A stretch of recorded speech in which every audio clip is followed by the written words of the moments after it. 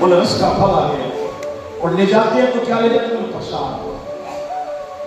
बाजार में जाकर क्या लाते हैं? नाम से चीज मांग करके, फल मांग करके लाते हैं। ये दे दो, वो दे दो, आम दे दो, अनारस दे दो, फल दे दो, संतरा दे दो। और जब ठाकुर के घर से हम लोग प्रसाद लेकर के निकलते हैं, वो द्रव्य लेकर निकलते हैं, गुरु के द्वार से निकलते तो क्या कहते हैं? बोले प्रसाद लाए हैं, प्रसाद दीजिए। क्या क्या क्या कहते हैं कि पेड़ा दीजिए, लड्डू दीजिए, मिठाई दीजिए, ऐसा कहते हैं। ऐसा कहने वाला सोचता है कि ये होटल है, यहाँ आकर के अलग अलग नाम से मिठाई बिक रही है, वो लेके जाओ। भाव ये नहीं रखना कि मेरे सामने प्रसाद वितरण हो रहा है तो प्रसाद में क्या आ रहा है।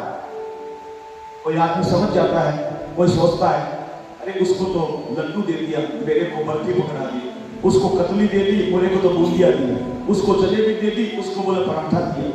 ये भाव नहीं रखना चाहिए।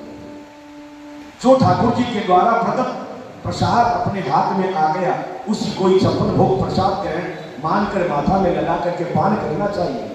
ये जड़ बुद्धि, छोटी बुद्धि नहीं रखनी चाहिए। ये भगवान का दिव्य प्रसाद है। नंद बाबा के द्वारा जब इस प्रकार गिरिराज जी महाराज का दिव्य उत्सव प्रारंभ हुआ, तो दिव्य उत्सव के प्रारंभ के अंदर भगवान की आज्ञा से सबने आंखें मूंद ली।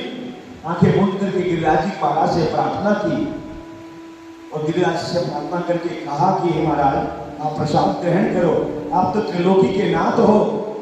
एक रूप से भगवान नीलमणि श्याम सुंदर अपने हाथ से गिरिराज जी महाराज को प्रसाद निवेदित कर रहे हैं और दूसरे रूप में स्वयं ही भगवान बालकृष्ण गोवर्धन जी महाराज के गोवर्धन पर्वत पर गिरिराज पर विराजमान होकर के और उस महान प्रसाद का पान करते हैं। दिव्य लीला, उस लीला का हम लोग पहले दर्शन करें और अपने साथ सब मिलकर के दिव्य इसको गाएं। ये दिव्य लीला भगवान नीलमणि श्याम सुंदर की गोवर्धन लीला बड़ी दिव्य और पवित्र लीला है। श्री गोवर्धन महाराज महाराज महाराज, हारी बलि बलि जाऊं रे।